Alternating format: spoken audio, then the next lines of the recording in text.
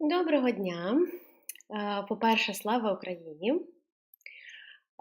І хочеться мені висловити подяку моїм шановним колегам за те, що ви продовжуєте навчати наших дітей, навчати наше молоде покоління за таких складних умов.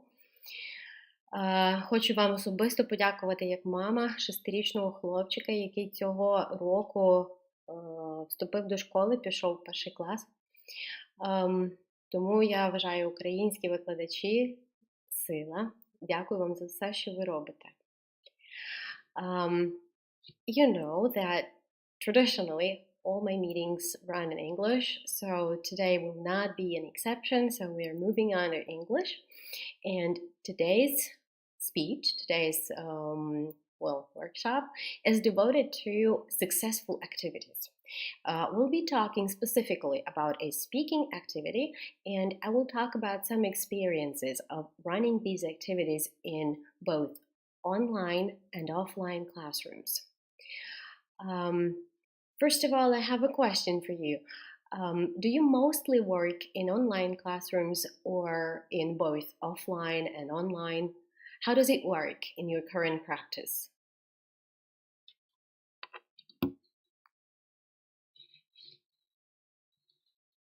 I'd like to see some of the answers on the chat.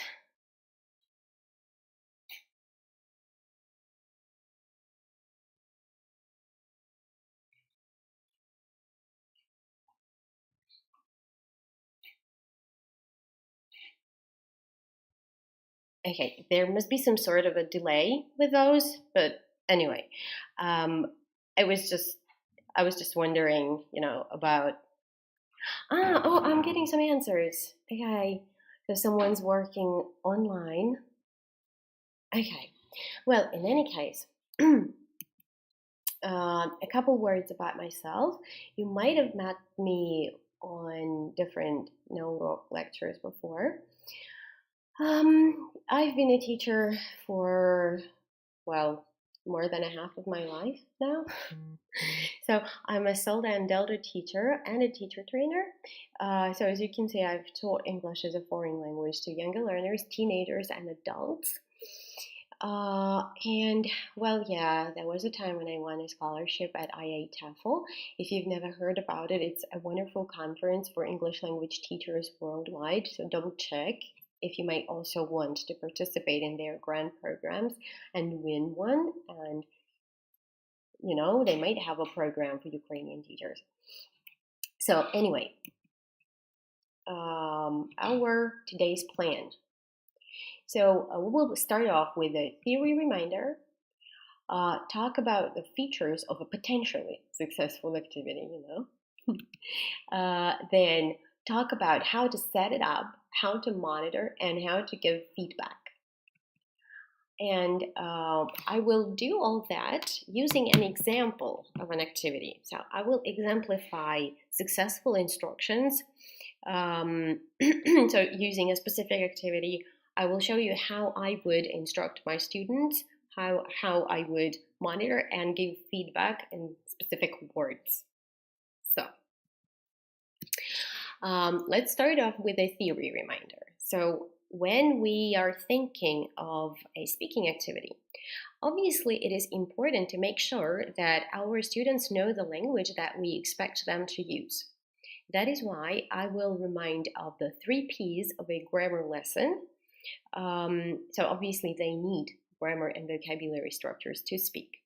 So when you present the piece of grammar in your own chosen way, after that you need to provide practice and then ensure that there is quality production. As you can see, the width of these stripes enlarges, which means I did it for a reason, which means that presentation must take shorter time than practice, and that in turn must take shorter time than production. So production is the most important part. And so with practice, there are different layers or levels of practice. There is controlled practice, semi-controlled practice, and freer practice, which is production already. So that is why theorists divide practice into two groups, so exercises and activities. So one thing I wanted to ask you guys is, what do you think the difference between an exercise and activity might be? So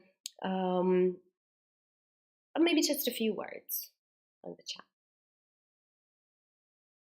What is the difference between an exercise and an activity?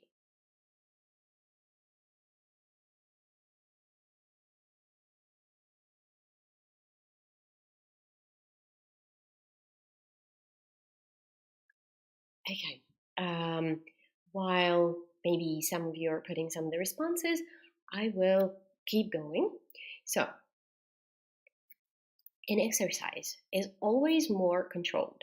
For example, you've given a presentation on a tense, and then you might want your students to do a gap fill activity with only a couple of options to choose from, or you will ask them to translate, or you will ask them to form question and negative forms of a particular tense form. So something like that. And as you can see, it is aimed at practicing a certain language area. So something that you present, your target language, typically has no communicative goal. So we don't talk, we just do the task, then maybe check our answers with a partner, and there we go. And then we do class feedback. Today, we are talking about activities which are less controlled, guided, or free. There are many types of activity. So you have some examples below, like a survey or a questionnaire or a discussion. Those are, like, a discussion is actually an example of a freer activity, the production part. There are some information gap activities when your students have to make the same question forms, but in order to find out a piece of information that they're missing from, for example, a text, and they don't have time to prepare those questions as much as they would have if they were doing an activity. So anyway, less controlled, guided, or even free, has a broader language learning objective. What I mean is that here, when we do activities, yeah, we still focus on target language, on something that we have presented before, but it's not the only goal. We want our students to practice English as well as they can, and then we can draw their attention to other aspects of the language that they've used. And so, along with having a language learning objective, it also has a communicative goal, or the teacher sets this communicative goal. So basically what I'm saying, in an activity, your students need to have the task to find something out about their partner or about the group they're working with. So they have to learn something about these people. They have to talk about something for a reason, okay? Not only to learn some language. And last but not least, an activity involves communication strategies and interpersonal skills. Not sure how much time you devote to interpersonal skills in your classroom, but that's the kind of functional language that your students are required to use while working together on an activity. Something like, whose turn is that? It's your turn.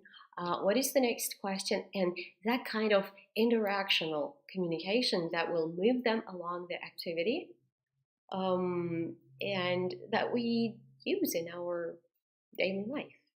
So, features of a successful activity. So what is a successful activity? In fact, how we as teachers know that our activity was successful, that it ran well. I was also hoping to ask a question about what you think might be a successful activity. Like, how do you know? What about it? See, now there are not so many of you, so I will be going on. So when the learners are engaged, when they are interested in what is happening in the classroom, then when they're willing to participate, that means the activity is working well, right? Second of all, when they understand what to do, they must be 100% clear on what exactly they're going to do now, and that what they're doing is correct, and that the teacher can hear and the teacher confirms. Now, one interesting question I had for you. What do you think? Does it affect the success of an activity if your learners do not use the language that you taught them and that you hoped they would use? For example, you teach them a sophisticated conditional sentence, and then you give them an activity and you think, oh yeah, that's the best way to practice that. And then you hear that they say something totally different, something that you didn't expect them to say. Is that a good thing or a bad thing?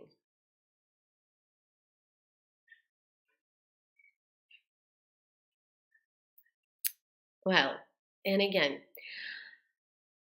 I'd like to say that even if they don't use the target language that you hoped them to use, it's anyway a good thing. Because, first of all, they're practicing English. Second of all, they have found the way round. They know their own way to communicate the ideas in the activity, in the task. So, one of the features of a successful activity is when both the learning and communication goal is achieved. So the learning goal, like I said, okay, even if they didn't use the target language, but they still achieved a learning goal. You still could hear some of the correct examples of the language, some of the mistakes that you want to correct. You may have heard some of the target language if you're lucky. And communication goal is when they have completed the task, they have learned something about their partner or the group, and they can report about that to the entire class. And sometimes you will see that your learners want to go beyond that task, which means they want to ask an extra question because they are interested in the actual conversation that is happening between them and their partners. This is a particularly good sign that you have selected just the right activity for them. So, when I say basic requirements, I mean that these are the requirements before you even start, before you ever think of choosing a speaking activity for your students. Good rapport, because your students need to have trust. If they don't, no matter how hard you try, it's not going to work. So good rapport and collaborative atmosphere. Then when I say a clear learning and communicative goals, it's actually important to explain to your students, okay, you present an activity, you find it wonderful, but your learners also need to know what is the rationale behind this activity. Why are we doing this? What are we going to learn by this? Why are we talking about our daily routines with someone? Okay, what is the point? Now, and the communicative goal should also be clear. Like, what do I need to find out? How many things do I need to know? Now, meaningful context and relevance. I mean, sometimes we work with Oxford or Cambridge course books, or like well-written, well thought through, but our students don't know anything about the lives of the people that is described in those books. Or sometimes we pick an activity from a resource book, and this activity just has points that our students won't know about, something about jobs or something about marriage or something. You know, resources can be different. So we need to adapt so that our learners can relate to what we suggest in the activity. What I'm saying, just edit sometimes. And something that I begin with, that the learners must know the target language you expect them to use, so that they are not confused from the start. If this target language is at the base, for example, today we're talking about an activity that practices the present simple. The present simple is one of the base tenses, so no communication, I guess, is ever possible without knowing how it functions. So you need to make sure that they really understand and remember the structure. So here's an example that I want to talk about today. This was an activity that I used in both offline and online classrooms. So what I did, it was designed, by the way, for a group of students, for teenagers, and whose interests I knew about before I planned it. So it was a small group, and I wanted each participant, each member of that group, to speak to 3 different people. So the task was to ask questions using the do you form, just the yes and no questions. And then when the partner gave an answer, yes or no, put a tick for yes, a cross for no, and if they answered yes, ask one more extra question. Something like, you ask, okay, do you have breakfast? And she says, yes, I do. And then you go, what do you usually have for breakfast? Or any other question you want. So see, this is a semi-controlled kind of practice. When I give some hints to my students, and then I ask them to invent another question by themselves and see how their conversation goes. Now, once the first part is done and they've spoken to the first partner, I would change the pairs and ask them to repeat the procedure.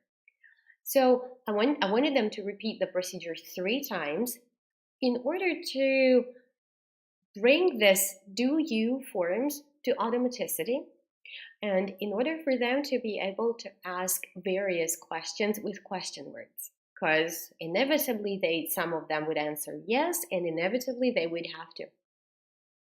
So the important instruction was, if they put a tick for a yes, I wanted them to ask an extra question, right? And I wanted them to take some notes about the answer, like one word, about the answer that their partner gave them. So what was the feedback purpose? What was I going to check? So I asked them to ask the 3 people and then find similarities in their daily routines. Like, circle what these people have in common. That is one way. Or I could just say, tell me one fact that you find interesting about each of your partners. And that way they would practice the S forms, saying, this Helen has, eggs and tomato for breakfast. Okay, it was like that. So that was the communicative goal. My language goal was to have them practice this present simple as much as possible. So, in order to see, it's a complex activity with so many steps and stages. How do I give all these instructions that my students do not fall asleep halfway through or get confused about how much they have to do and what is first and what is second and when do they change pairs and how does it all work? So that is why methodologists have developed a specific procedure that proves to work. Now, as you've noticed, in both offline and online procedure, you first need to attract attention. Let them know that something's going to happen. Then in an offline procedure, I say test the activity. What I mean here is if you have handouts or a book, like literally put it on your chest and point where the activity is. If you have a handout, something that you're going to pass around, first test, but don't pass around the handout until you've given the instructions. So first, explain what you're going to do, test it, and then give out the handout materials so that the students can relate to what you said. Now, if that's in the book, then direct them into the book, let them see that they have the right page, the right picture on the page, and then attract their attention to your testing, okay? So that they don't miss all the instructions while just looking down into their books or looking in a handout. Now, when I say clear step-by-step instructions, this is very, very important. Step-by-step, what I mean is, okay, I am giving an example of an activity with lots of stages. So it is impossible to explain, okay, at first you do this, and then you change partners, and then you, it's going to be a mess. No one will understand what to do. So just explain step one. Break your students into pairs and say, now please talk to your partner. Use this chart. Work on column 1. It says partner 1. That's all. And then explain what to do with that column 1. Demonstrate. When I say demonstrate, I mean do one example together with the whole class. Say something like, okay, Helen, what are you going to ask your partner about this, about the first one? And then she says, like, do you have breakfast? And then, cool. Ask the partner, what are you going to answer? And she says something, yes or no. And then if you're lucky and she says yes, then ask about the extra question, how she's going to make it. So just have one pair do one thing in front of the whole class. That really saves time when everyone gets confused or doesn't hear the instructions for some reason.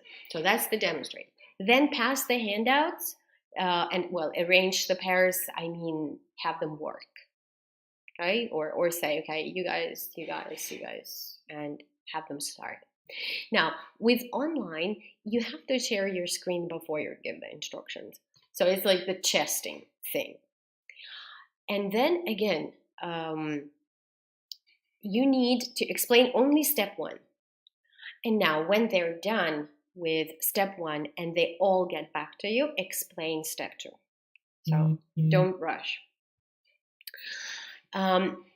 Demonstrate online as well. Ask 2 random people from the class to demonstrate how they're going to do that if they were working together.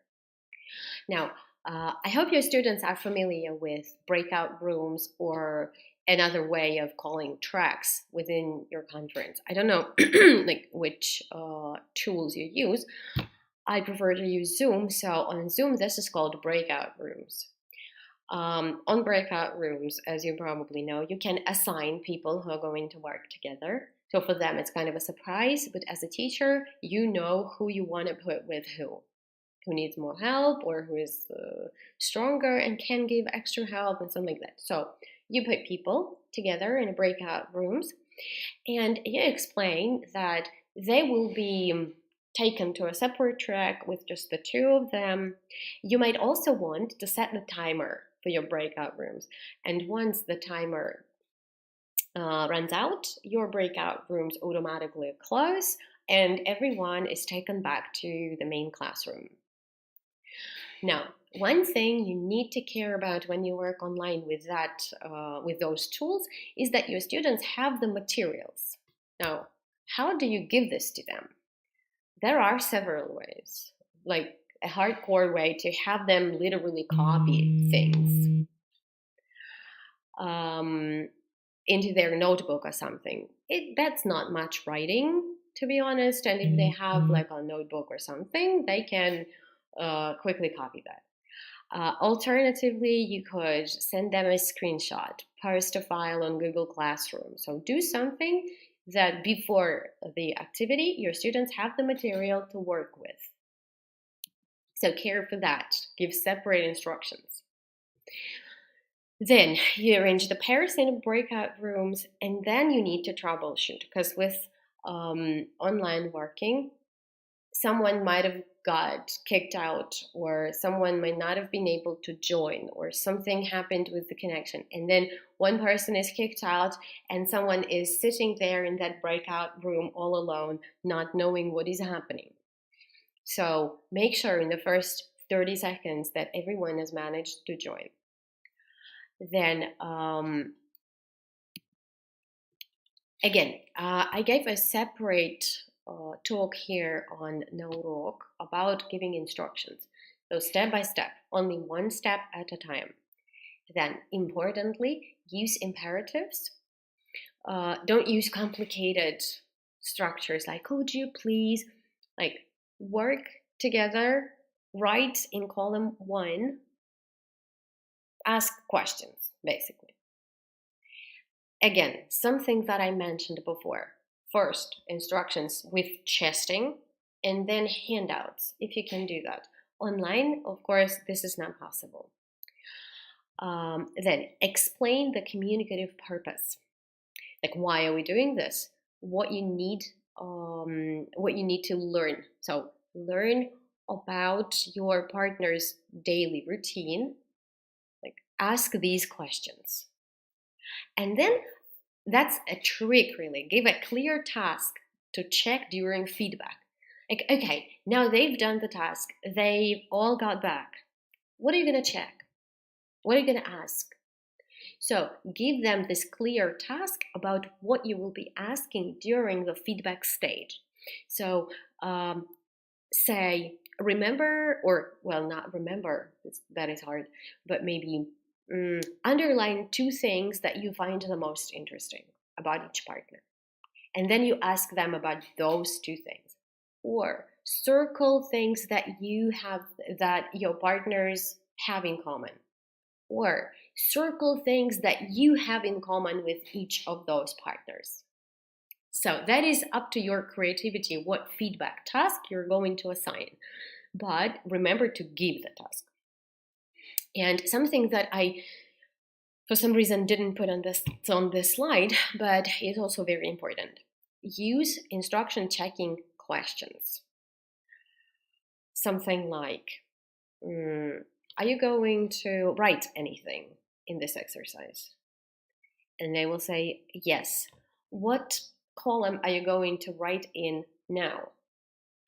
And they say, hopefully, column 1.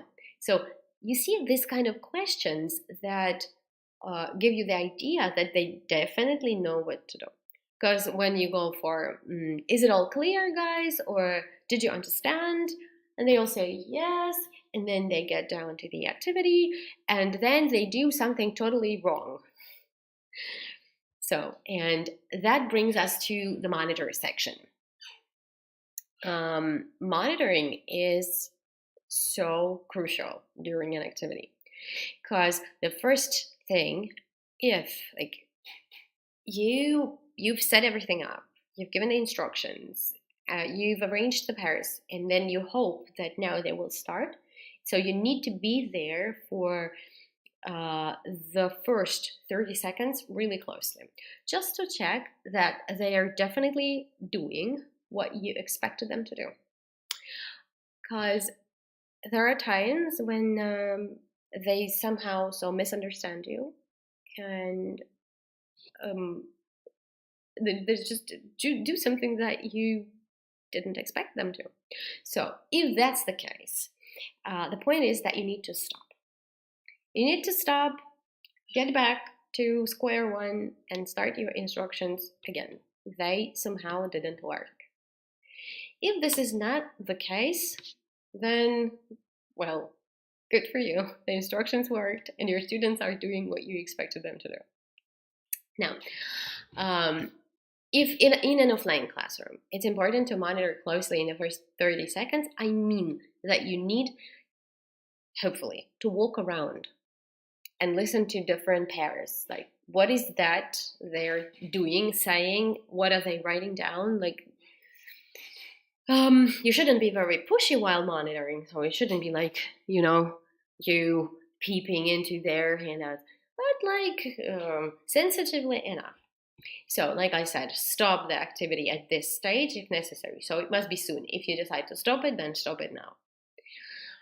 And the monitoring stage is a wonderful opportunity for a teacher to see how the students are coping in general with the target language or with English learning as such.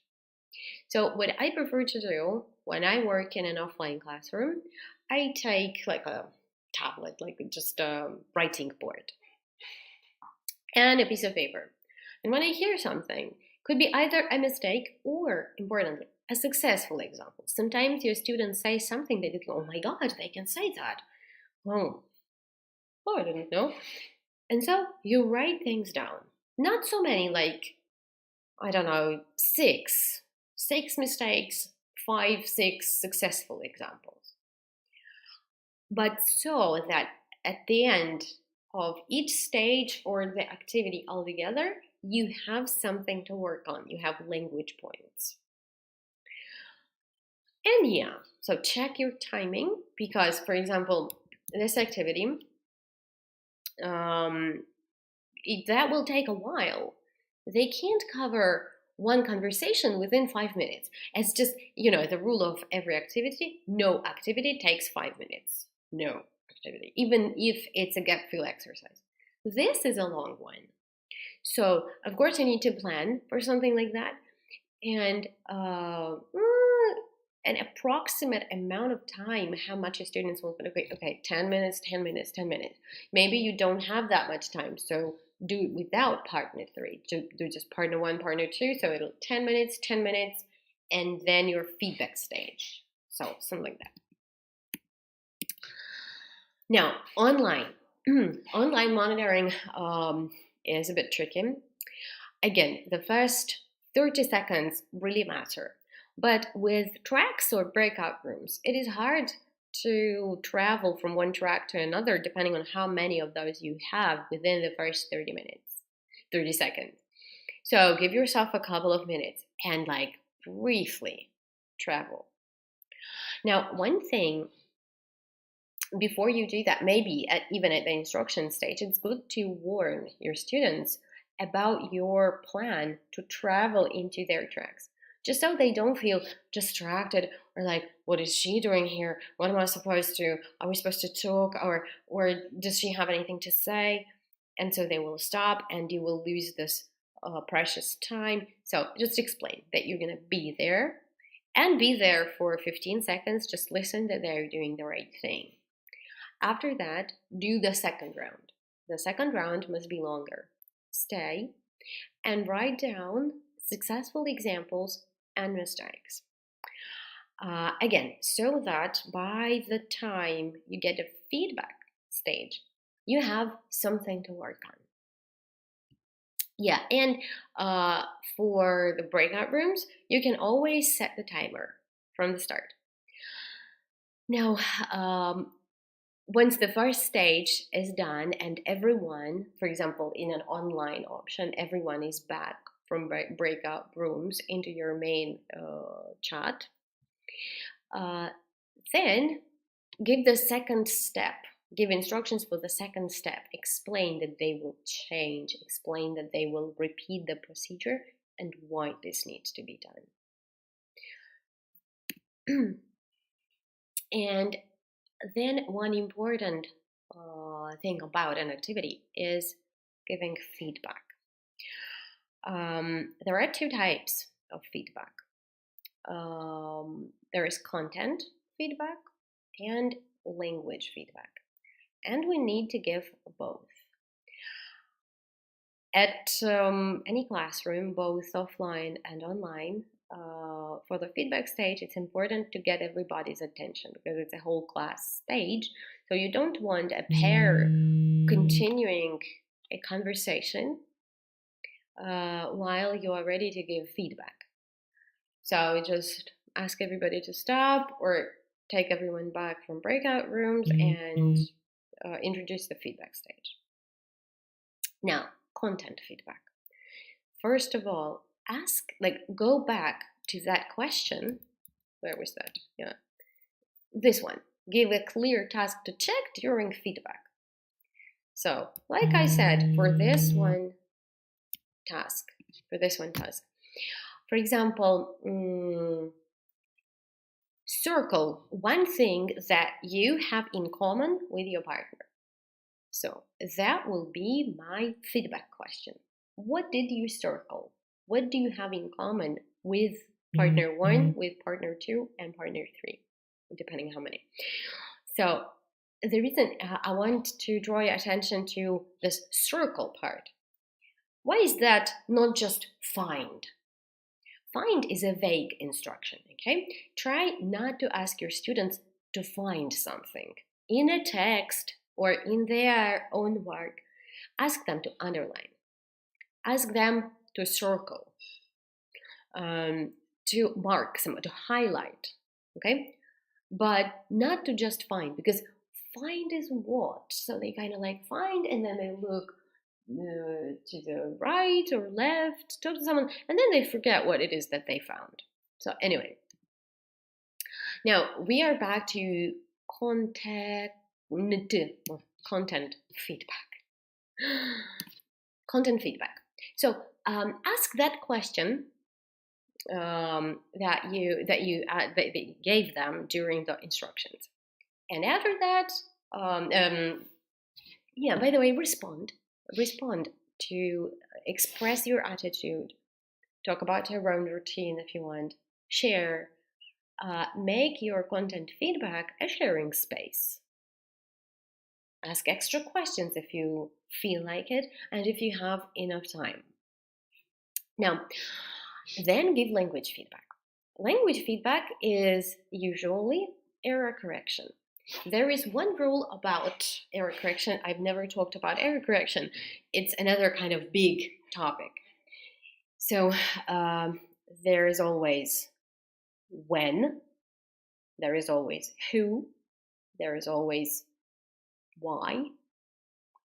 All these questions are about error correction. So when to correct, who will correct, why it needs to be corrected. So maybe you will be surprised about the third one, about this why it needs to be corrected. Some of the things really do not need to be corrected, especially when your students try to experiment with the language and use some new language that you have never taught. Now, who corrects? Is it peer correction? Is it self-correction? Because teacher correction is the last thing that should happen after you have tried self-correction and peer correction. If both of them did not work, then okay, maybe teacher correction. And so the last one I mentioned is when to correct.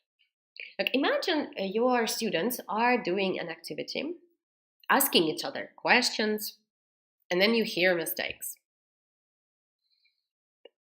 Yeah, you have taught them this target language, and you did not expect them to make mistakes there.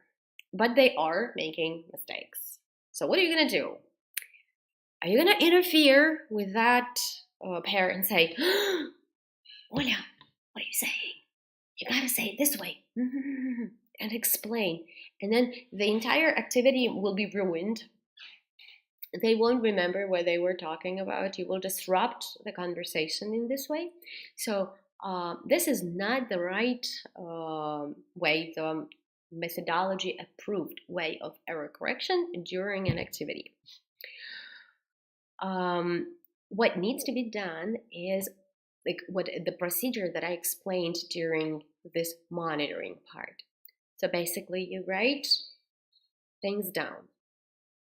do not talk to students, do not stop their conversation, do not interfere, do not appear eavesdropping or like in any way, whatever, disrupting what is happening. Okay, just step aside, put things down, and at the feedback stage, oh, by the way, you need to prepare for the feedback stage if you're doing an offline classroom. So you need to put sentences on the whiteboard while your students are still like finishing the activity so that you don't take too much time. So, and then what I usually do, I put successful examples, I put the wrong examples on the whiteboard. And I attract my entire class to correct this.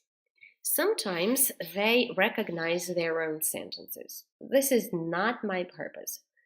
I intentionally try to do this language feedback as impersonal as I can. Someone said that. I don't care who said that, but just someone said that. So I want to put this on the whiteboard and discuss it with you guys. When they notice such a strategy, they stop saying, oh, that was mine. That was me who said that. So they stop saying it. They understand that that's not the point. We are here to develop our language skills. So I attract people to correct things. Sometimes I can give them markers and ask to do that on the whiteboard. Like, I do not approve of calling one single person to the whiteboard and have them do activities while others are staring. I like a group of people at the whiteboard, like 3, for example, and then do some rotation, like everyone will do one sentence or something.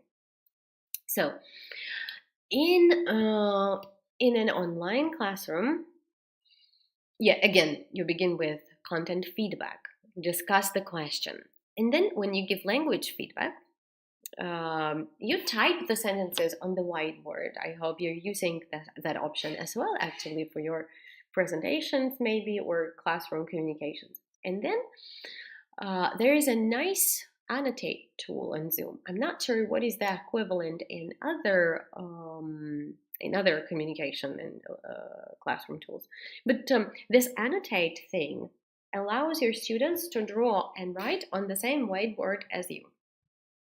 So when you put sentences, you can ask your students to be engaged, and instead of asking them to correct that in speaking and then you putting that on the whiteboard, you can give them a couple of minutes and distribute sentences between them, and they can do that all together in a couple minutes, like all of that.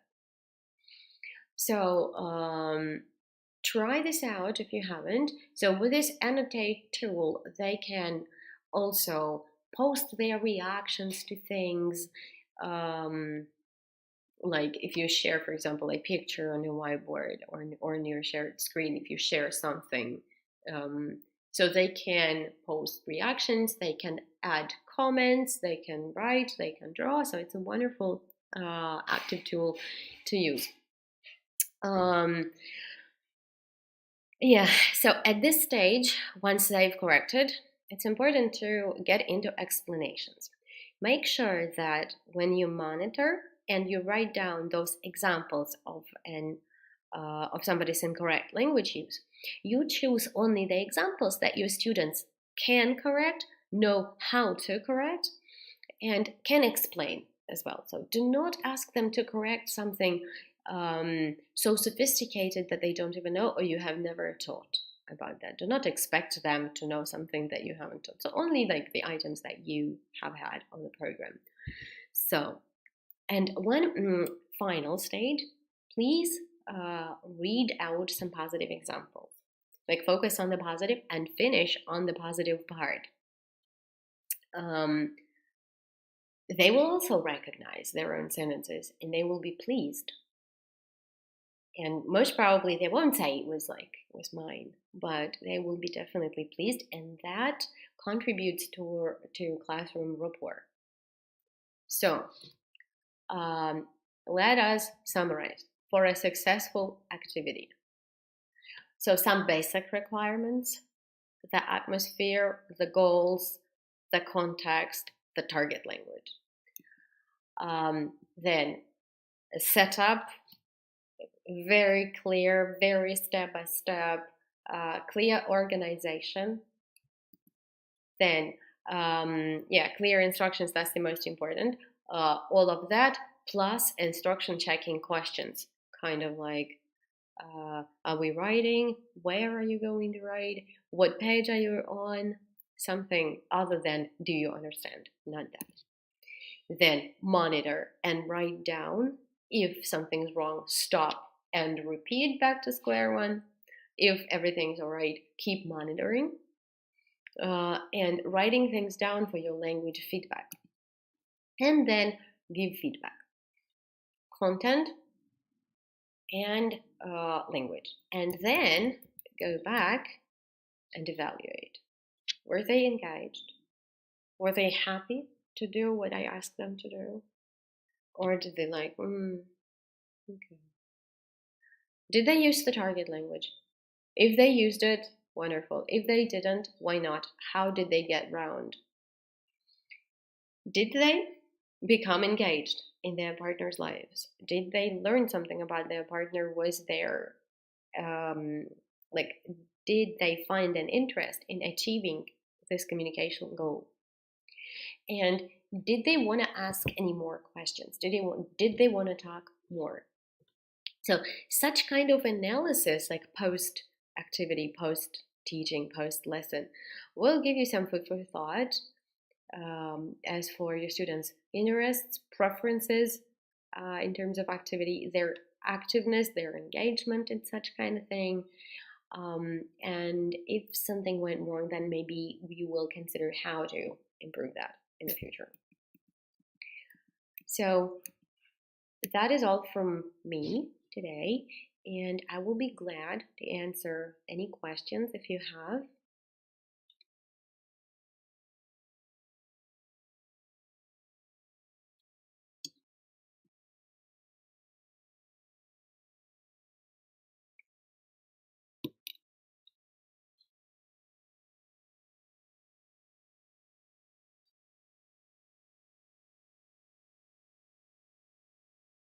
Okay, thank you so much. I'm pleased to read some of the comments.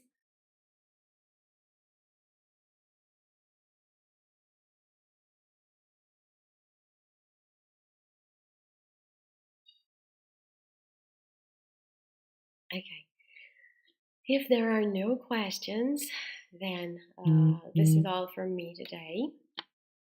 And I will be happy to see you at any further Na Urok meetings. Thank you. Bye-bye.